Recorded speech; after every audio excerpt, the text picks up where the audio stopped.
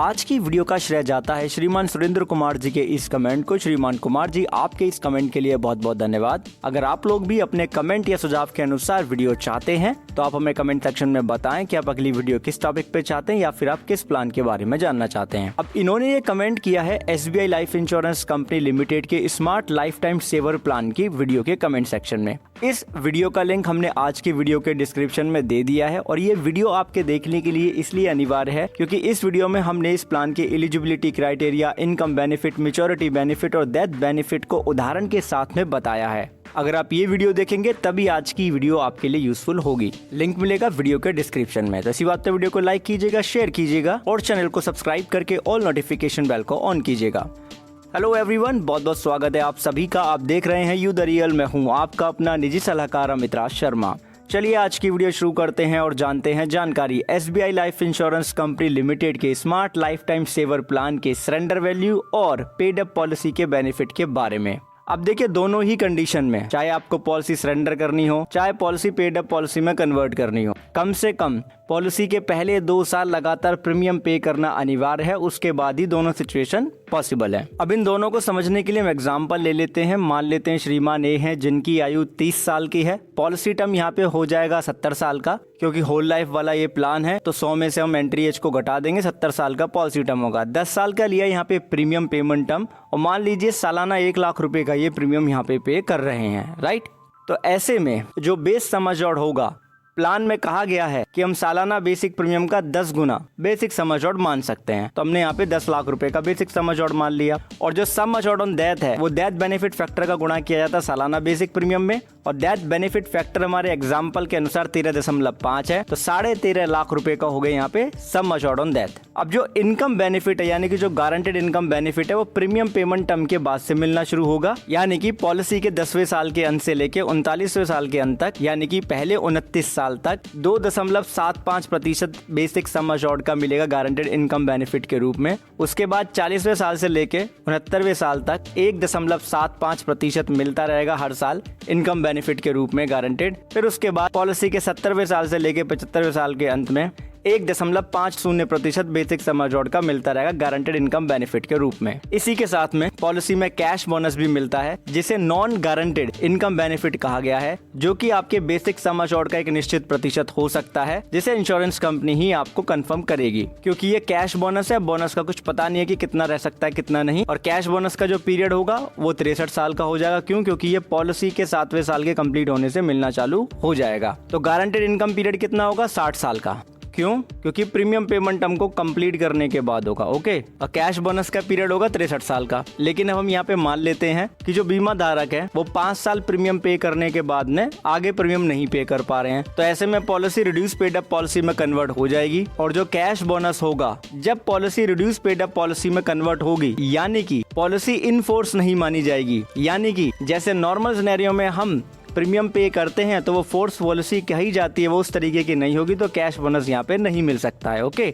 लेकिन जो guaranteed income benefit है वो मिलेगा। लेकिन किस तरीके से? उसके लिए हमें सबसे पहले reduce paid up value factor निकालना होगा, जिसे हम रिड्यूस पेड अप फैक्टर भी कहते हैं। इसको निकालने के लिए जितने नंबर ऑफ प्रीमियम हमने पे किया है उसको हम डिवाइड कर देते हैं जितने नंबर ऑफ प्रीमियम हमें पे करने थे प्लान में, तो 0.5 हमारा रिड्यूस पेड अप फैक्टर आ जाएगा। अब टेबल पे आप देख रहे हैं कि पॉलिसी के 10वें साल से लेकर के 39वें साल के अंत तक बेसिक सम एश्योर्ड का 2.75% पहले हम निकालेंगे, फिर उसमें हम रिड्यूस पेड अप फैक्टर का गुणा कर देंगे। अब 10वें साल से लेकर 39वें साल तक अगर आप समय देखेंगे तो ये 29 साल हो जाएगा। तो जब हम अपने बेसिक सम एश्योर्ड का 2.75% निकाल के पेड अप वैल्यू फैक्टर का गुणा कर देंगे तो 13,750 आएगा। और इसमें जब हम 29 का गुणा कर देंगे तो 3,98,750 रुपए का अमाउंट ये हो जाएगा। पॉलिसी के जो गारंटेड इनकम पीरियड है पहले 29वें साल के, उसके अंदर हर साल 13,750 रुपए की दर से 3,98,750 रुपए मिल जाएंगे।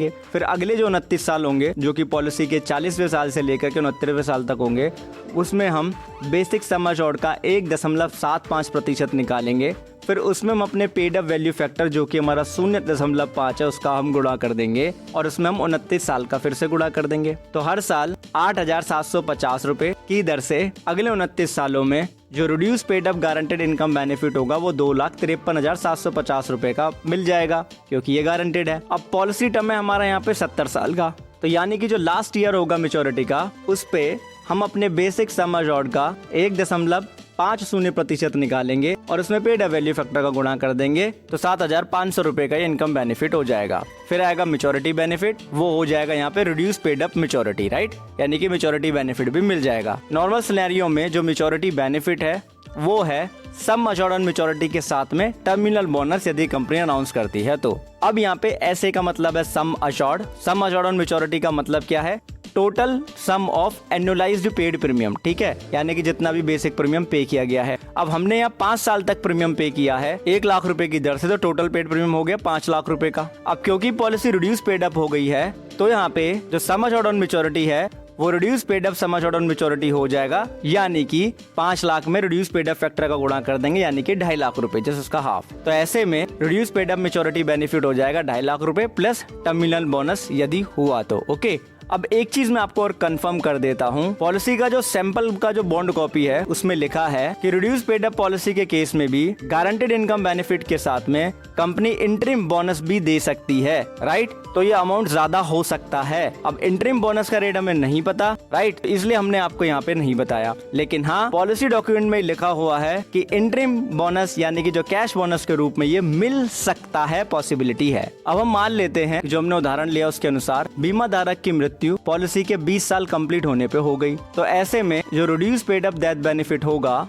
वो होगा paid up sum assured on death, उसके साथ में paid up guaranteed income benefit, उसके साथ में पेड अप इंटरिम बोनस जिसके बारे में जस्ट मैंने अभी आपको बताया था, प्लस टर्मिनल बोनस। अब सम अश्योर्ड ऑन डेथ हमारा क्या था? 13.5 लाख रुपए का, राइट। 1 लाख में हमने 13.5 का गुणा किया था, 13.5 लाख था। उसमें हमने यहाँ पे पेड अप वैल्यू फैक्टर का गुणा कर दिया, तो 6,75,000 रुपए हमारा क्या हो गया? Paid up sum assured on death हो गया, ठीक है। और यहाँ पे हमने डेथ माना है कब? पॉलिसी के 20 साल कंप्लीट होने पे। तो यानी कि यहाँ पे जो paid up guaranteed income benefit होगा वो 13,750 का आएगा, जैसा कि हमने अभी थोड़ी देर पहले कैलकुलेशन किया था। अगर आपने ध्यान से वीडियो देखा तो आपको पता होगा। अब हम इन दोनों को जोड़ देंगे तो 6,88,750 रुपए के साथ में पेड अप इंटरिम बोनस जरूर मिलेगा अगर कंपनी अनाउंस करेगी तो, और टर्मिनल बोनस भी मेच्योरिटी पे मिल जाएगा बीमा धारक को, राइट। लेकिन यहाँ पे हम डेथ की बात कर रहे हैं तो यहाँ पे नॉमिनी को मिलेगा। ओके, अब हम बात करेंगे यहाँ पे सरेंडर की। 5 साल ही हमने यहाँ पे प्रीमियम पे किया है। मान लीजिए बीमा धारक पॉलिसी के 5 साल कंप्लीट होने पे ही सरेंडर कर रहे हैं,